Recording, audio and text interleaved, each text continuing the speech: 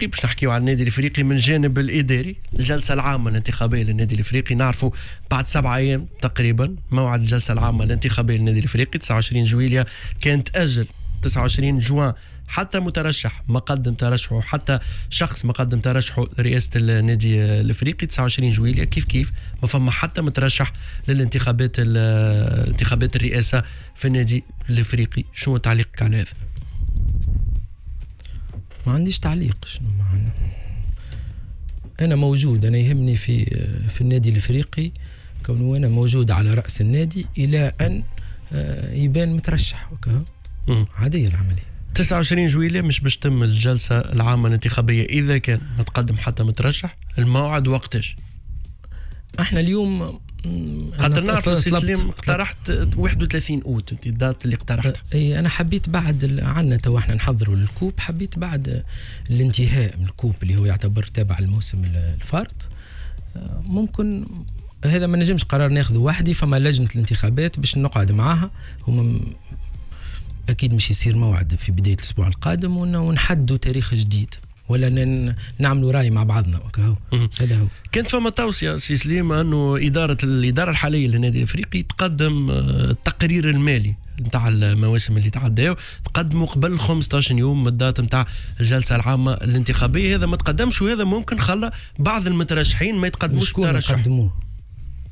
شكون مش قدم التقرير المالي؟ معناها في التلفزة ولا لا مش في التلفزة. ما هو يجي اللي مش يترشح، اللي مش يترشح يجي لإدارة النادي ياخذوا حاضر. هذا هو طلبوه ديجا، طلبوا ياسين الشنوفي طلبوا حب يترشح رئيس مرحبا به، يجي او موجود يلقى تقرير مالي وتقرير ادبي حاضر، وفيه جرد مفصل. فيه مش مفصل، اكثر من مفصل بالفرنك. باهي سي سليم الرياحي باش يقدم قائمه جديده لرئاسه النادي الافريقي. يعني كنت اعلنت ممكن عن حل الهيئه المديره القديمه نتاعك باش تقدم قائمه جديده في الانتخابات الجايه؟ لا، ما نتقدمش بقائمه جديده، لانه انا الفتره نتاعي تنتهي في 2018.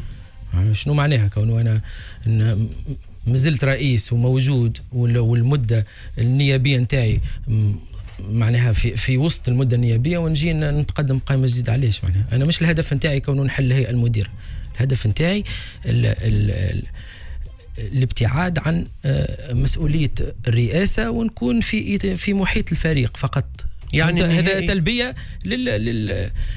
لبعض المحبين في الفتره ذيك، ولكن اليوم انا اللي ناكد كوني انا باقي موجود على راس النادي الافريقي، سواء نكون موجود في كهيئة وقتية لمدة عام، هذا قلت لك تو ندرسوه مع لجنة الانتخابات. مطروح هذا انك تقعد في هيئة وقتية لمدة عام اخر؟ مش نشوفه تو احنا اكيد ما نشوفه، كان ما فما حتى حد مش يتولى الرئاسة ويتقدم اكيد مش خلي الجمعية، مش نكون في هيئة وقتية او نرجعوا للمدة النيابية نتاعي. عملية هذه قانونية بحتة باش نشوفها مع لجنة الانتخابات، ولكن اللي اكدوا انا موجود.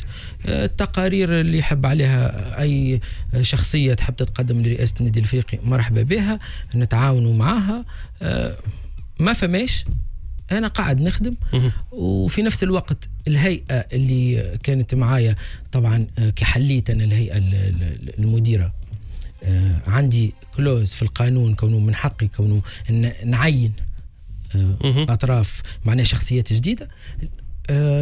الاسبوع القادم ماشي في العملية هذه باش نكلف مدير تنفيذي مش يشكل هيئة مديرة جديدة بجميع باللي بوست الكل معناها لي كوميسيون الكل. طبعا ماشي في عملية كونه الشخصية هذه لو نجحت مش نزيدوا نمشي بالتدريج معاها. لو نجح في الميسيون اللي باش نعطيها. شكون نجم تكون الشخصيه هذه؟ مانيش مش نقول لك، خاطر مازلت نختار ما بين 3 من الناس. اكيد الاسبوع القادم باش نعلن عليه، ومش يكون المدير التنفيذي شخصيه معناها قادر كونه يتحمل المسؤوليه. ثم لو نجح فيها في الفتره القادمه نمشي معاه الى يولي كونه رئيس تنفيذي. معناها ياخذ الصلاحيات اللي عندي انا الكل، ونقعد انا مشرف على الفريق، ولكن هو تنفيذيا هو اللي يقوم هذه على. وبهذا نتعداو الازمه نتاع الانتخابات في النادي الافريقي، معناها حل من الحلول معناها. لا هو هذا حل خاطر هذا باش رئيس يتم تنفيذي ما نجمش يكون وقتي الحل هذا مع تعيين اعضاء، ما نجمش يكون نتاع 6 شهور ولا عام. طبعا خدمه على طول. اكيد مش يكون لمده مش على كامل حسب مدة الاتفاق، يا عام يا عامين نشوفوا العمليه كيفاش تتم.